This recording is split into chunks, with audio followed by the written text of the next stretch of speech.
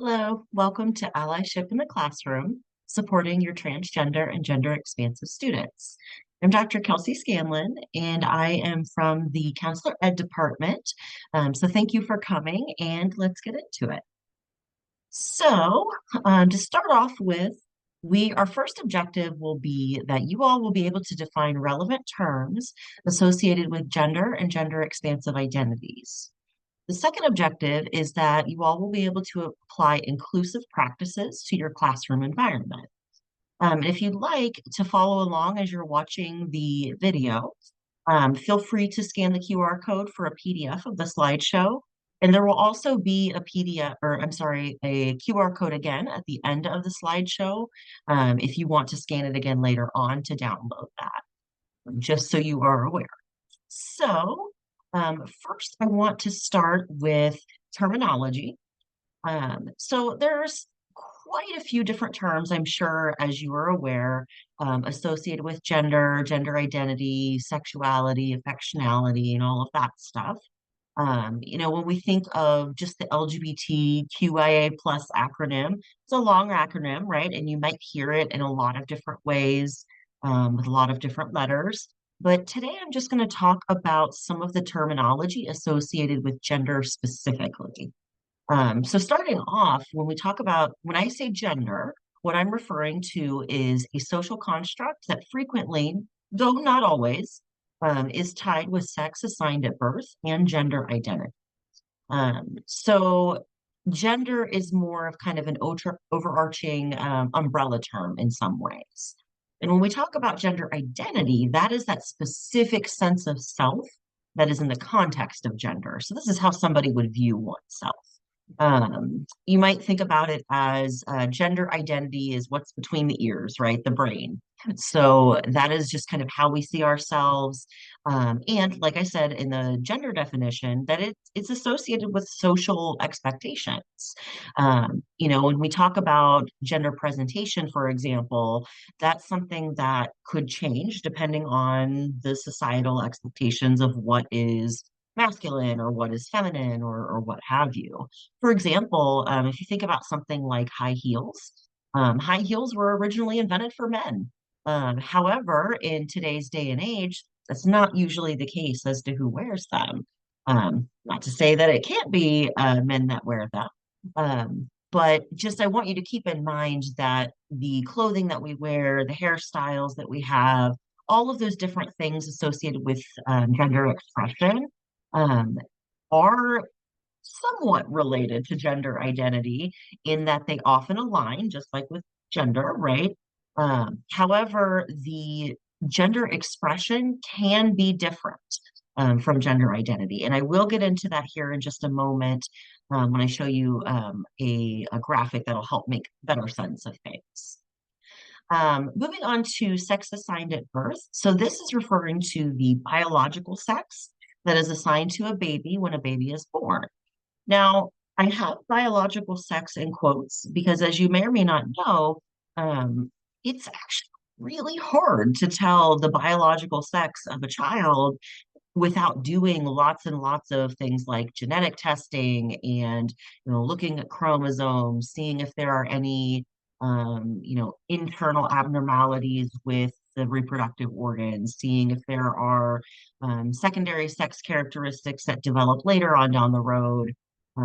All these different things. And so that actually leads into the next piece, which is intersex. And this is a sex that's neither strictly male nor female. So when we say sex assigned at birth, what we're really saying is baby is born. We are going to assign this baby a sex based on what we know about the baby, right? So typically that's just referring to external genitalia. However, when we're looking at a true biological sex, that is going much more in depth into things like chromosomal differences, hormonal differences. There can be gonadal differences, right? There's a lot of different uh, disorders that are developed that related to sex and sex assigned at birth, I should say.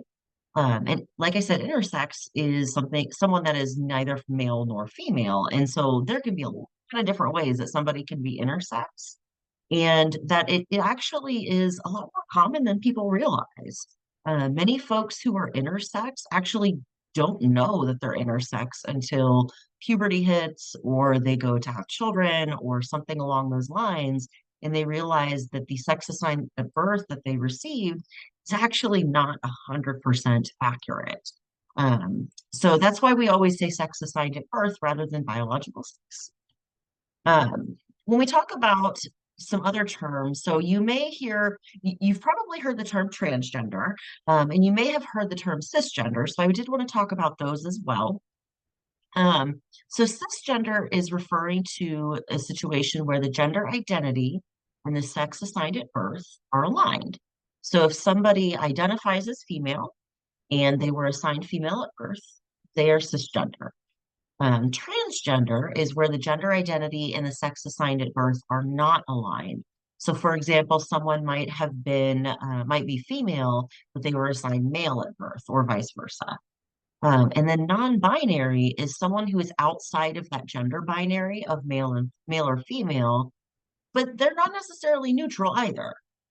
So that is something that is in some ways kind of like a third category. However, there is a lot of like contention with the community to say that's that's not the purpose of it, right? The purpose is to think outside of the box and to be outside of the binary. But if it helps you to understand that a little bit differently, um, you can either be cisgender or transgender, and then non-binary can be outside of that gender spectrum, if that makes sense. So there's lots and lots of more terms that you might want to know. In the PDF, you have a clickable link to go to the glossary for the Human Rights Campaign. And this glossary contains a lot of different um, terms that are not just associated with gender, but also associated with sexuality, affectionality, things like that. So if you have any questions about terminology, that's a great resource that you can go to. And please keep in mind that terminology is always changing. The English language is always evolving, and we are always finding new words to better describe ourselves or each other or the experiences that we have. So don't be surprised if sometimes these terminology starts to shift or change in terms of uh, the actual definition behind that. Um, but generally, when in doubt, you can go to someone like the Human Rights Campaign or a similar organization or LGBTQ friendly group or what have you, and you can generally find an updated glossary there. Um, so I did want to talk about the gender unicorn. You may or may not have seen this before, but this is the way I really like to describe gender identity and gender expression as compared to sex assigned at birth, because I feel like a little bit of a visual helps to kind of make it make a little bit more sense.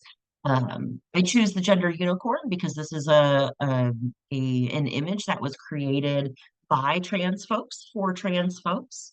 And also love unicorns. So I figured it was a good match. But the gender identity, as I mentioned earlier, is how someone views oneself, right? So, like I said, it's kind of what's between the ears, brain. So it's the gender identity. The gender expression is how we present ourselves. So, as you can see on the unicorn, just kind of that green outline for the entire unicorn. So, this could be clothing, hairstyle, makeup, how we carry ourselves. It could be any number of things that can lead to gender expression. Sex assigned at birth is going to be what we talked about, the biological sex. You could be male, female, or you could be intersex. And the other way that we can kind of look at this is kind of the shorthand as the way to remember it. But gender identity, like I said, is what's between the ears, the brain. But sex assigned at birth is what's between the legs, right? And that can help you to remember that biological component. But like I said earlier, it's much more than that, right? It's not just the genitalia that determine sex assigned at birth. There's a lot of other factors there as well. but that's just kind of a quick shorthand if you're confused about identity versus sex assigned at birth. And then I also have on here physical attraction and emotional attraction. We're not going to talk about that today, but I also want you to be aware that physical and emotional attraction just actually don't have anything to do with gender. Oftentimes we see it aligned so that someone's gender identity and expression and sex assigned at birth are typically, not always, typically different from the physical or emotional attraction.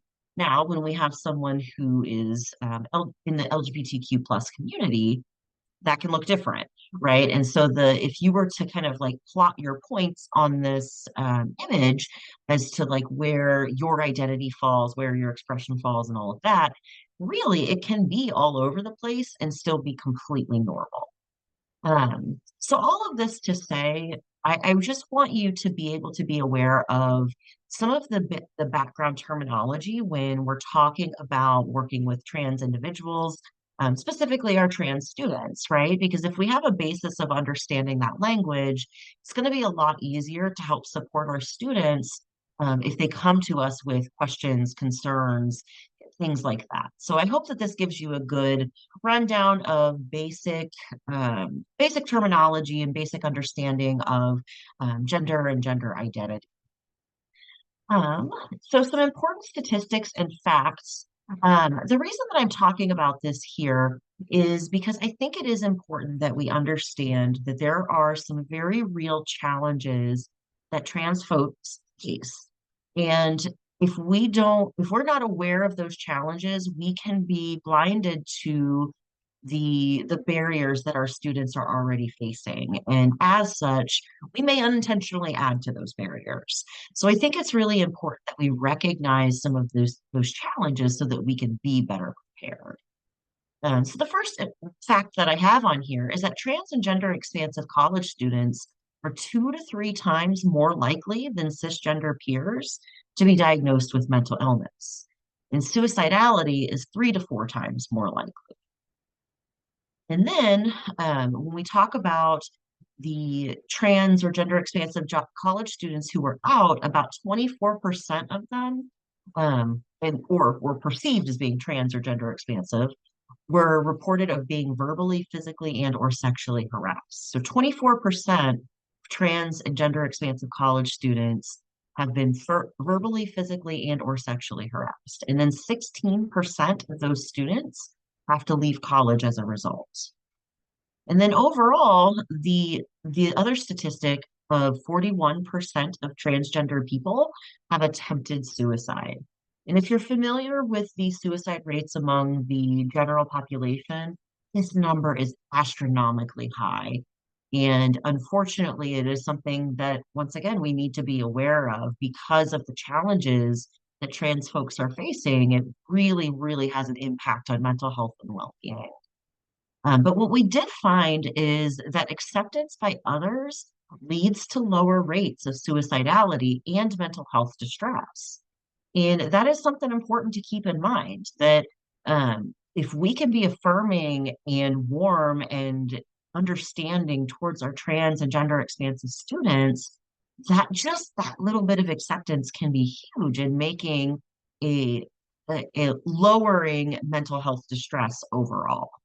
And then there was actually one study that I wanted to highlight just because the numbers actually just blew my mind. This was referring to trans youth, and the study was stating that of the trans youth that were surveyed, approximately 61% experienced physical assault, 64% experienced sexual assault, and 51% experienced school harassment. And this is referring to high school harassment.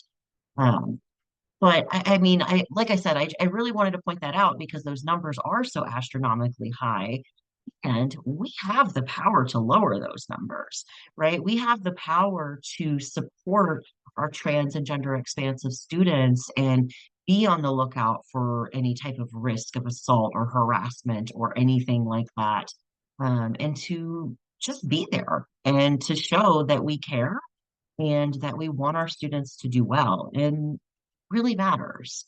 So, like I said, I put these stats and facts in here, not to kind of bring things down and talk about some of the negative stuff that's going on, but because I think it is important that we realize the reality of the circumstances for our trans and gender expansive students.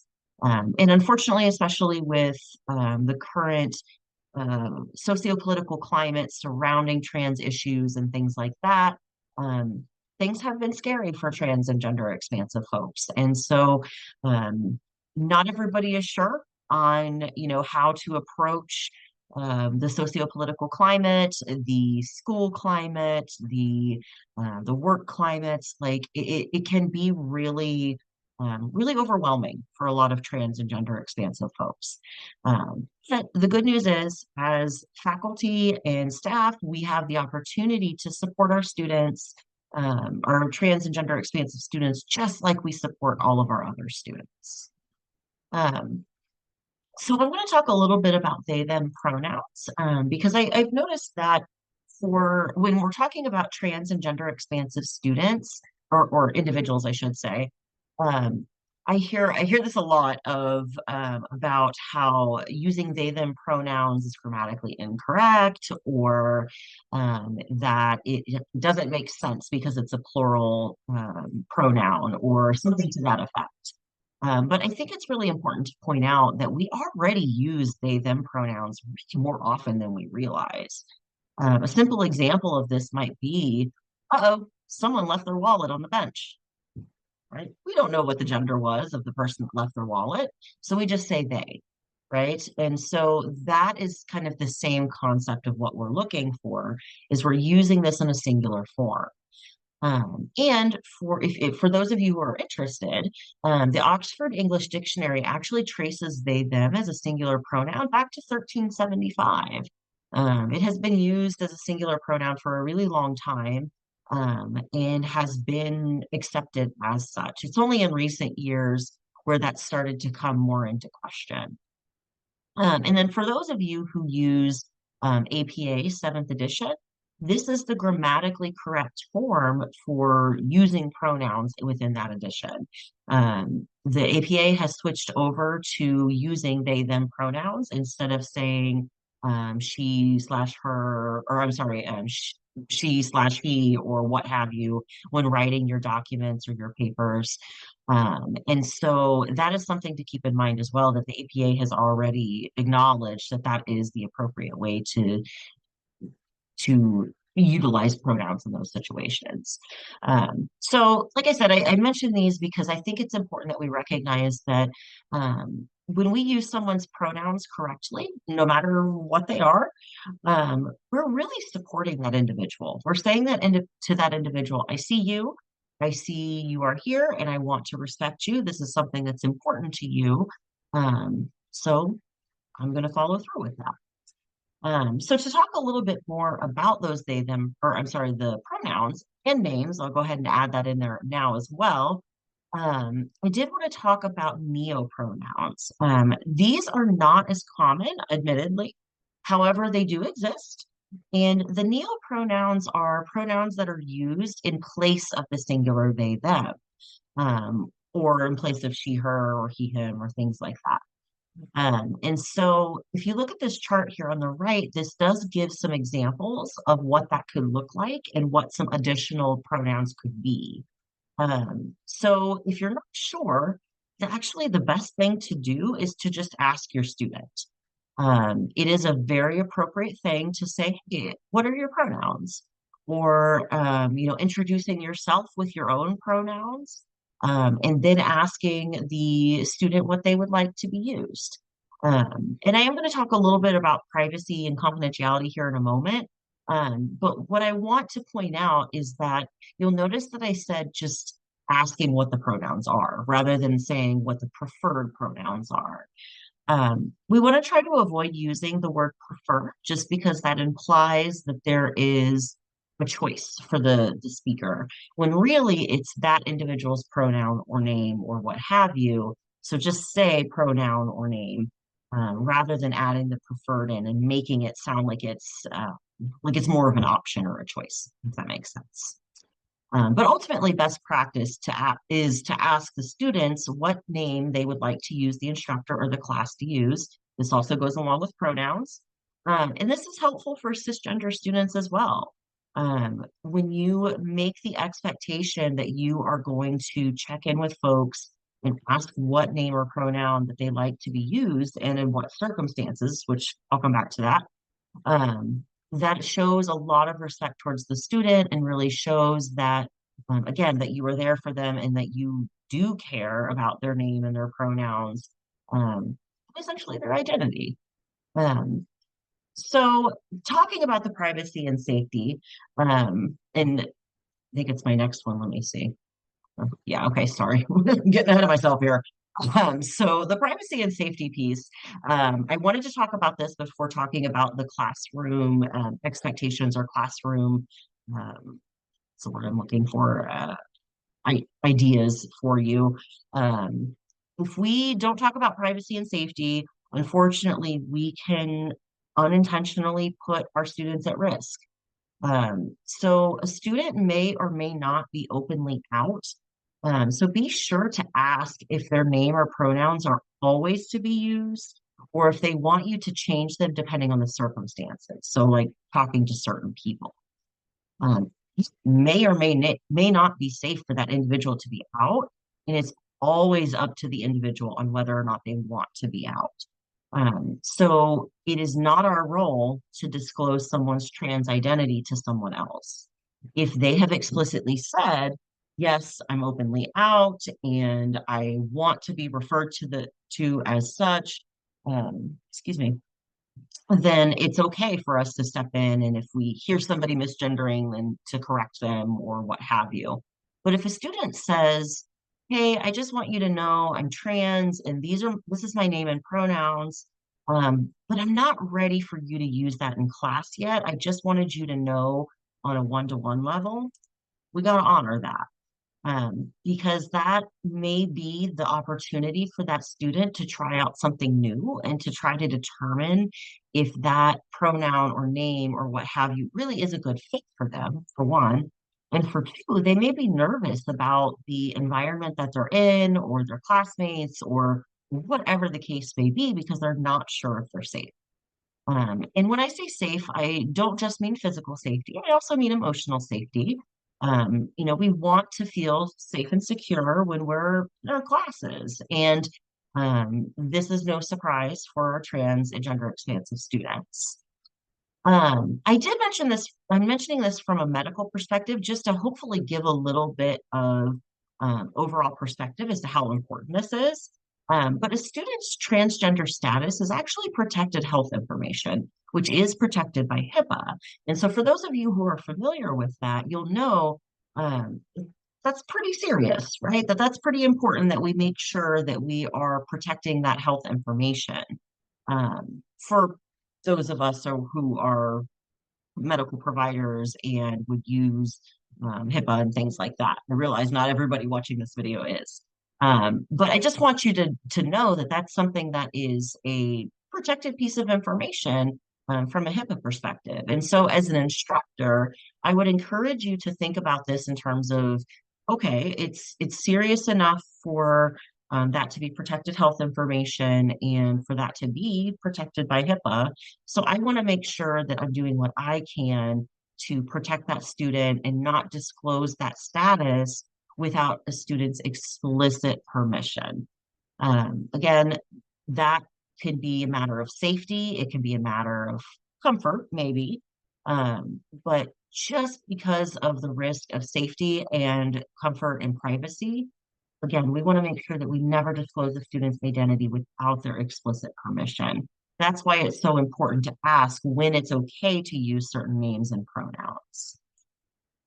So when we talk about facilitating that inclusive and classroom environment, you may have already picked up on some of the things that can be helpful, right? After talking about some of the statistics and some of the terminology and things like that, I'm hoping that you're picking up on some new ways of interacting with your students. But a couple things that stand out that I want to just name. The first one is using gender neutral language where possible. So, for example, saying something like "Hi, everyone," rather than "Hi, ladies and gentlemen," right? Because we want to try to make sure that we are including everyone. And non-binary people exist too. So if we're saying "Hi, ladies and gentlemen," then we are missing out on binary or on non-binary folks as well. So we want to try to really be as inclusive as possible by using gender neutral language where it's possible. And in addition to that, we don't always know everyone's gender. Somebody might appear to present one way, but may not actually be that gender. Or, someone may use a different pronoun than what you expect, or something along those lines. So we really want to use gender neutral language where possible. It just tends to make things a little bit more comfortable and appropriate for everyone involved. Something else that you can do is including your own pronouns and introductions. That's often how I introduce myself, is I'll give my pronouns to my students. I have them, as you can see, in my Zoom name. And that can be a good way to show the students that you are aware of the importance of pronouns and that you recognize that this is really, really helpful for your students to have, so that you can create that inclusive, warm, welcoming environment. And I do recommend inviting, but never requiring your students to share their pronouns with their introductions. This way, it leaves space to avoid forcing someone to out themselves yet before they're ready, and or having to misgender themselves because they may not feel safe yet. So the way I usually frame this is I might say something like, "Hi everyone, I'm Dr. Scanlan. My pronouns are they, them. And as we do introductions, I'll ask that you give your name, what program you're in, and your pronouns if you feel comfortable doing so." Um, and that might be the introduction. And that way it gives people the opportunity to opt out if in case they don't want to share their pronouns. And I think it's also more respectful in that you're not forcing someone to share something that, again, that they may not be ready to share. But by giving your own pronouns or by inviting people to share their pronouns, you are still saying that you are welcome to share them, that, individuals' particular pronouns are welcome to be used, and that you do pay attention to that sort of thing in your classroom space. And the last tip on here is to be mindful of using gender diverse examples when appropriate. So you might be using, let's say, for example, in counselor ed, we use a lot of case studies. In that case, what we might do is that we use gender diverse examples, right? So we might talk about our case study with a trans woman as the client, or something to that effect. And so that can be really powerful when you're recognizing the gender diversity within examples when it makes sense, when it's appropriate. Because it shows that you are clued in to the experiences of transgender individuals. And that means a lot. It really does. And so being able to be mindful of these examples can really show that you're paying attention and that you want to be present for your students. Um, the next piece is just supporting your students in general. So know your university's policy on name changes, bathroom access, that sort of thing. Just a tidbit, I looked up the gender neutral bathrooms on campus. And you can find gender neutral bathrooms all across campus in multiple buildings. I think hmm, trying to remember. I want to say like roughly 7 or 8 buildings, I believe, that have gender neutral bathrooms. So that's just an example of one way that you can support your students, is letting them know, like, where can I find this information? And if you go to the ASU website, and search for gender neutral bathroom, you can find it. It'll come right up and it'll give you a link to a map and all of that good stuff. But just be aware on, what you may have to do if a student comes to you and says, "Hey, I'm changing my name and I really need some help with." Do you know who to reach out to, right? And to be perfectly honest, this would be no different than if a student got married and changed their name and wanted to reach out and get that fixed. Very similar process, but We want to make sure that we can support those students and pointing them to the right direction and getting them the resources that they need. Connecting students with campus resources when appropriate is also really, really helpful. So I have on here the Safe Zone training, and that's underlined. It is a hot link. So when you look at the PDF of this slideshow, you can click the link, and it'll take you to the ASU website where it has the Safe Zone training information. It also has the information for the Center for Student Inclusivity and the Queer Pride meetings, which are other opportunities for LGBTQ plus LGBTQ plus students on campus to be able to support one another. So the Center for Student Inclusivity is, if I remember correctly, it's not just LGBTQ plus, but it does hold a lot of events associated with that. And then queer pride meetings are weekly, think it was weekly meetings on Wednesdays in the Center for Student Inclusivity. And please be willing to make mistakes and receive feedback because you're not going to get it right all the time, but you can be willing to learn and grow. The reality is, this is hard to learn sometimes, and it takes a little bit of time for us to get into the rhythm of using somebody's pronouns when they have changed them, or using a new name when they have changed it, right? It takes time. And so don't beat yourselves up if you don't get it right away, but just keep trying. And as long as you're putting in a good faith effort, folks are going to realize that, right? Your students are going to notice if you are genuinely trying to be supportive. And yeah, you're going to make mistakes sometimes. You know, I tell my students and my clients all the time, we are going to make mistakes and it's going to be okay. And that's the reality, right? But we encourage our students to try new things and to make mistakes and get that feedback and learn and grow. And we have to step in and do the same thing. So thank you so much for watching. Um, if you, again, I have a QR code on there that you can scan if you would like a PDF of the slideshow. And like I said, there are clickable links in there if you're interested. But please, please, please feel free to reach out to me if you have any questions, concerns, if you have need any assistance or anything like that associated with supporting your trans or gender expansive students. I'm more than happy to speak with you. But again, thank you for watching, and I appreciate you being here.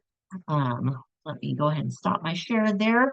And again, please reach out if you need anything, and I'm here for you. Take care.